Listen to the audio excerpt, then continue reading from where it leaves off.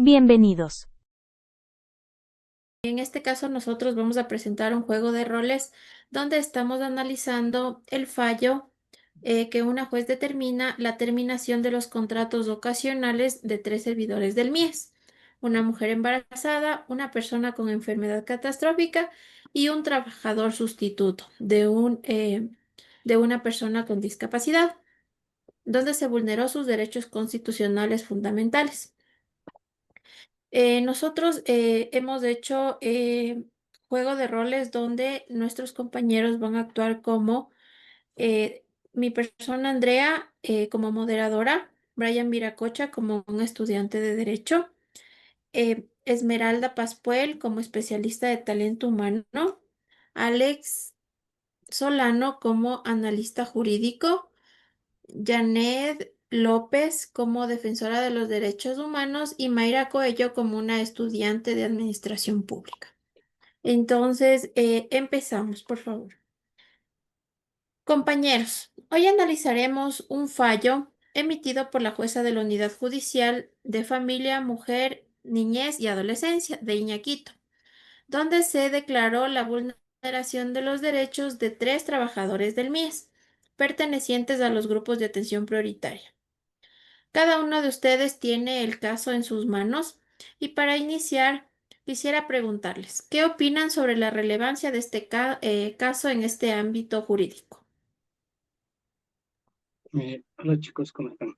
Bien, yo desde la perspectiva del derecho laboral considero que esto es un fallo fundamental porque reafirma que el Estado, como empleador, no puede justificar la desvinculación del personal vulnerable bajo el pretexto del vencimiento de contratos ocasionales, como tal lo mencionaba en el caso, ¿no?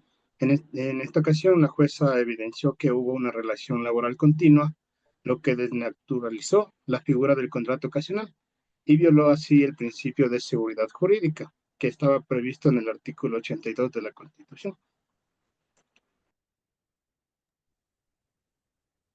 Buenas noches, chicos. Justamente yo también estoy de acuerdo en lo que es con Brian. Además, bueno, desde el departamento en sí de gestión de talento humano, en este caso muestra lo que es una falla administrativa. El MIES tenía conocimiento en sí de que los trabajadores pertenecían a grupos vulnerables y aún así los desvinculó. Las unidades en sí, bueno, de talento humano deben ser lo que es garantes para los derechos laborales, no simples ejecutores de órdenes. La sentencia deja claro en este sentido que las instituciones, antes que nada, deben planificar la creación de partidas permanentes cuando la necesidad laboral es continua.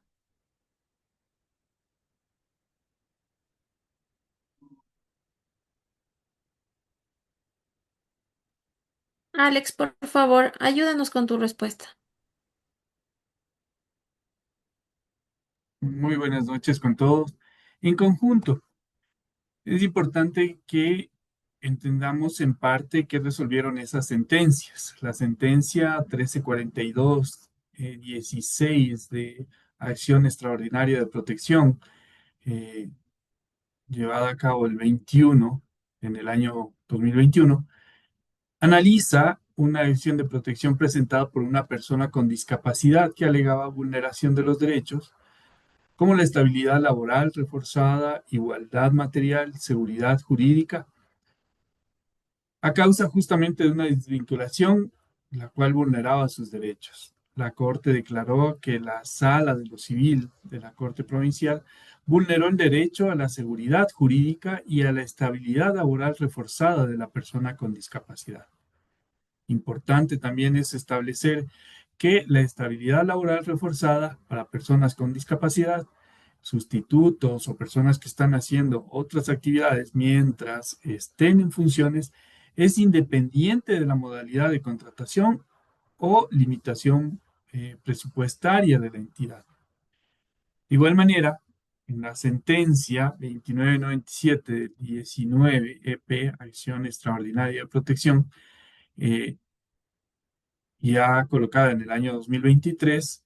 En este caso, la acción fue presentada por una mujer embarazada, cuya contratación ocasional fue terminada unilateralmente mientras estaba embarazada. Seguido de lo anteriormente dicho, volvemos a recaer que la modalidad de contratación o limitación presupuestaria de la entidad no tiene ningún asidero para vulnerar los derechos de los trabajadores.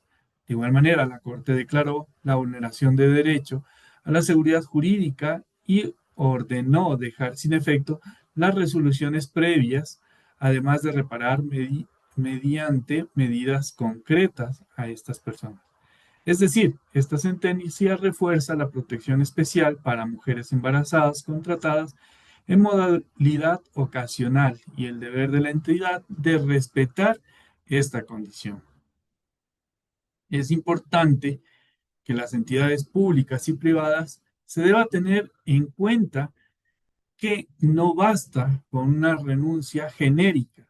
La Corte exige motivación, respeto al procedimiento, alternativas cuando procedan este tipo de situaciones, para que los derechos, sobre todo los trabajadores, que son personas que puedan estar en situación de vulnerabilidad, no sean eh, transgredidos o mucho peor, no sean eh, dañados.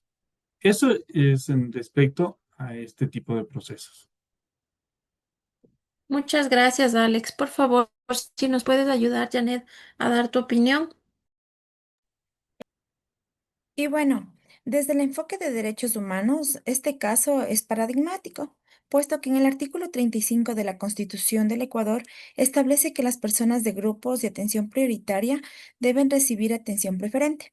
Sin embargo, el MIES, siendo una institución encargada de la inclusión social, actuó de forma contraria a su propia misión. Por lo que al despedir a una mujer embarazada, una persona con enfermedad catastrófica y un padre cuidador de una niña con discapacidad, entonces el Estado profundizó la vulneración de derechos de estas familias. Este caso también tiene implicaciones éticas y organizacionales, pues la sentencia obliga a las instituciones públicas a repensar su cultura institucional. No basta con cumplir solo la ley, se requiere de un enfoque humano y empático en la gestión del talento. Las medidas que otorgó la jueza, como la reincorporación, el pago de los salarios, las disculpas públicas y la capacitación en derechos humanos, no solo busca reparar el daño que lo realizaron, sino también que se prevenga futuras vulneraciones a los derechos de los trabajadores. Excelente reflexión. Gracias a todos por participar. Son unos excelentes profesionales y nos llenan mucho de su experiencia. Como para cerrar, también quisiera que me respondan a la pregunta, ¿cómo podríamos resumir el impacto de este caso en caso de la gestión pública? Brian, por favor, ayúdanos con eso. Claro, André. Bueno, yo desde mi punto de vista considero que el fallo se consolida en el principio de que la función pública debe ser un ejemplo de respeto a los derechos constitucionales.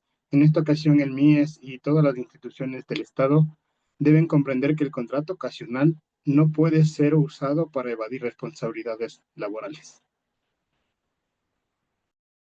Gracias. Janet, ¿tú qué nos podrías decir acerca de esto? Bueno, desde los derechos humanos podemos entender que proteger a las personas vulnerables no solo es una obligación jurídica, sino un compromiso ético del Estado y sus servidores públicos. Muchas gracias. Y por último, quisiera una última opinión. No sé si Esmeralda me puedes ayudar. Justamente estoy de acuerdo con lo que nombra, bueno, mi colega. En conclusión, bueno, a este caso no solo repara una injusticia individual, sino que marca un precedente institucional, recordando que el talento humano es el eje de una gestión pública justa, inclusiva y digna.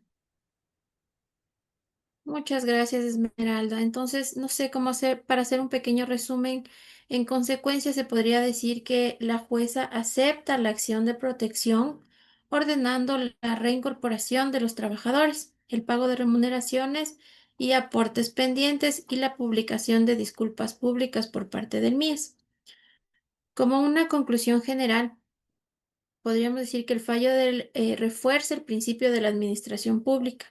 debe actuar conforme al Estado constitucional de derechos y de justicia, priorizando la protección reforzada de los grupos vulnerables y asegurando la aplicación efectiva de los derechos laborales, la salud y la seguridad judicial, frente a actuaciones arbitrarias y discriminatorias del Estado. Les agradezco mucho por su presencia el día de hoy. Esperamos contar con ustedes en un próximo caso y nos veremos pronto. Muchas gracias a todos. Buenas noches. Buenas noches, chicos. Muchas Buenas gracias. noches.